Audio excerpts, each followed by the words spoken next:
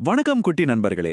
உங்களோட ஸ்காலர்ஷிப் எக்ஸாமுக்காக ஒரு சூப்பரான உலகளாவிய சஃபாரி பயணத்துக்கு உங்களை நான் கூட்டிட்டு போக போறேன். இன்னைக்கு நாம சிறகுகள் இருந்தும் பறக்க தெரியாத ஆனா ரொம்பவே சுவாரஸ்யமான சில பறவைகளை தேடி போக போறோம்.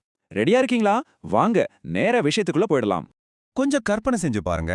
உங்களால நடக்க முடியும், ஓட முடியும், சூப்பரா நீந்த கூட முடியும். ஆனா பறக்க மட்டும் முடியாது. அதுவும் நீங்க ஒரு பறவையா இருந்தா எப்படி இருக்கும்? கேட்கவே கொஞ்சம் வித்தியாசமா இருக்குல்ல? ஆமாங்க, வானத்துல பறக்கவே முடியாத ஆனா வேற பல அபாரமான திறமைகள் இருக்கிற சில ஸ்பெஷல் பறவைகளை தான் நாம இன்னைக்கு சந்திக்க போறோம். நம்ம மேப்ல முதல் இடம் நியூசிலாந்து. அங்க இருக்கிற ஒரு மர்மமான ரொம்பவே கியூட்டான ஒரு பறவைய தேடி போலாம் வாங்க. இதுதாங்க கிவி. நியூசிலாந்து நாட்டோட தேசிய பறவை இதுதான்.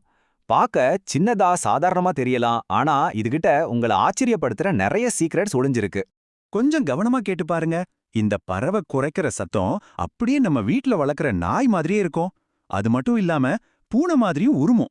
ஒரு பறவை நாய் மாதிரியும் பூனை மாதிரியும் சத்தம் போடுறது எவ்வளவு ஆச்சரியமான விஷயம் இல்லையா? இப்போ உங்க எக்ஸாமுக்கு ரொம்ப முக்கியமான சில பாயிண்ட் சொல்றேன், நல்லா குறிச்சு வச்சுக்கோங்க. கிவி பறவைக்கு இறகுகளுக்கு பதிலா முடி இருக்கும். அதுக்கு மோப்ப சக்தி ரொம்ப அதிகம். நிலத்துல குழி தோண்டி அதுல தான் முட்டையிடும். ரொம்பவே ஆச்சரியமான விஷயம் என்னன்னா, தன்னோட உடம்ப விட பெரிய சைஸ்ல முட்டையிடுற ஒரே பறவை இதுதான். அவ்ளோ சின்ன பறவை அவ்ளோ பெரிய முட்டை போடுறத நம்பவே முடியல இல்லையா? சரி, அடுத்து நாம ஒரு பிரம்மாண்டமான ஓட்டக்காரரை சந்திக்க போறோம். பாலைவனத்துக்கு போக ரெடி ஆகுங்க. இப்போ 2 அப்படிங்கிற இந்த நம்பரை நல்லா ஞாபகம் வச்சுக்கோங்க. ஏன்னா இவ்ளோ பெரிய பறவையோட கால்கள்ல வெறும் 2 விரல்கள் தான் இருக்கும். இது உங்க எக்ஸாமுக்கு ரொம்ப ரொம்ப முக்கியமான பாயிண்ட். கண்டிப்பா மறக்காதீங்க. இந்த தீக்கோழி தான் உலகத்திலே ரொம்ப பெரிய பறவை.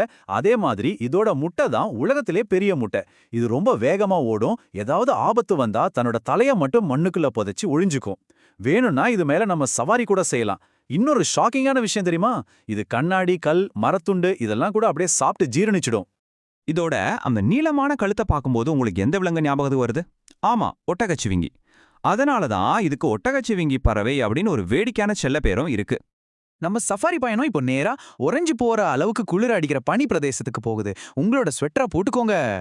பென்குயின்களோட கதை ரொம்பவே அற்புதமானது. பென்குயின் பறவை தன்னோட வாழ்நாள்ல ஒரே ஒரு முட்டை தான் போடும். முட்டை போட்டதும் அதை பத்திரமா அடை காக்கிற முழு பொறுப்பையும் அப்பா பென்குயின் தான் எடுத்துக்கும். அதுவும் எப்படி தெரியுமா? அந்த கடுமையான பனியில முட்டைய தன் காலுக்கு நடுவுல வச்சுக்கிட்டு நின்னுக்கிட்டே அடை காக்கும். விலங்கு உலகத்திலேயே பெஸ்ட் அப்பா இவர்தாங்க. பெங்குயின்கள் பார்க்க கியூட்டா இருந்தாலும் அவை ரொம்ப ரொம்ப ஸ்ட்ராங். கடல்ல இருக்கிற உப்பு தண்ணியே குடிச்சு உயிர் வாழும். அது மட்டும் இல்லாம அந்த ஐஸ் தண்ணியில ஒரு நீர்மூழ்கி கப்பல் மாதிரி ஷிர்னு ரொம்ப வேகமா நீந்தும். சரி, இப்போ ஒரு சின்ன டெஸ்ட் வச்சிடலாமா? சஃபாரி வினாடி வினா நேரம். இவ்ளோ நேரம் நம்ம பார்த்த விஷயங்கள் உங்க எக்ஸாமுக்காக எவ்வளோ தூரம் ஞாபகம் இருக்குன்னு பார்க்கலாம் வாங்க. முதல் கேள்வி, கண்ணாடி, கற்கள், மரத்துண்டுகள் இது எல்லாத்தையும் அசால்ட்டா சாப்பிடுற அந்த விசித்திரமான பறவை எது? கொஞ்சம் யோசிங்க. சரியான விட தீக்கோழி. சூப்பரா சொல்லிட்டீங்க. அதுக்கு அவ்ளோ பெரிய வயிறு இருக்கிறதால எதை சாப்பிட்டாலும் ஈஸியா ஜீரணம் ஆயிரும். இரண்டாவது கேள்வி, நாய் மாதிரியே கத்தி பூனை மாதிரியே உருமுற அந்த சுவாரஸ்யமான பறவை எது? ஞாபகம் வருதா? அருமை. விடை கிவி. நியூசிலாந்து நாட்டைச் சேர்ந்த நம்ம சின்ன நண்பனான கிவி பறவைய சரியா கண்டுபிடிச்ச எல்லாருக்கும் ஒரு பெரிய கிளாப்ஸ். கேள்வி 3.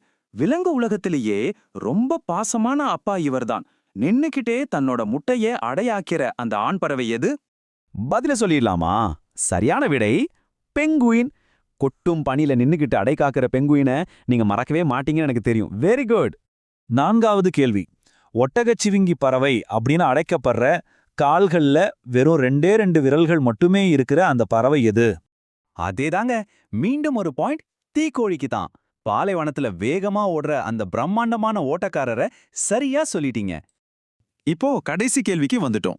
நிலத்துல குழி தோண்டி அதுல முட்டை போடுற ரொம்ப அபாரமான மோப்ப சக்தி இருக்கிற அந்த ரகசிய பறவை எது? கொஞ்சம் மூளைக்கு வேலை கொடுங்க. இதுக்கான விடை கிவி. உங்க ஸ்காலர்ஷிப் எக்ஸாமுக்கு தேவையான எல்லா பாயிண்ட்ஸையும் நீங்க சூப்பரா கத்துக்கிட்டீங்க. எல்லா குட்டி ஆய்வாளர்களுக்கும் என்னோட வாழ்த்துக்கள். நண்பர்களே, இந்த சஃபாரி பயணத்துல நீங்க எல்லாரும் பெருசா ஜெயிச்சிட்டீங்க. முடிக்கிறதுக்கு முன்னாடி உங்ககிட்ட ஒரு சின்ன கேள்வி. பறக்க முடியாத இந்த 3 பறவைகள்ல எந்த பறவை மேல சவாரி செய்ய நீங்க ஆசைப்படுவீங்க? நல்லா யோசிச்சு பாருங்க. இன்னைக்கு நாம பார்த்த இந்த விஷயங்கள் உங்களுக்கு ரொம்பவே யூஸ்ஃபுல்லா இருந்திருக்கும்னு நம்புறேன். உங்களோட எக்ஸாமுக்கு ஆல் தி பெஸ்ட். தொடர்ந்து இதே உற்சாகத்தோட கத்துக்கிட்டே இருங்க.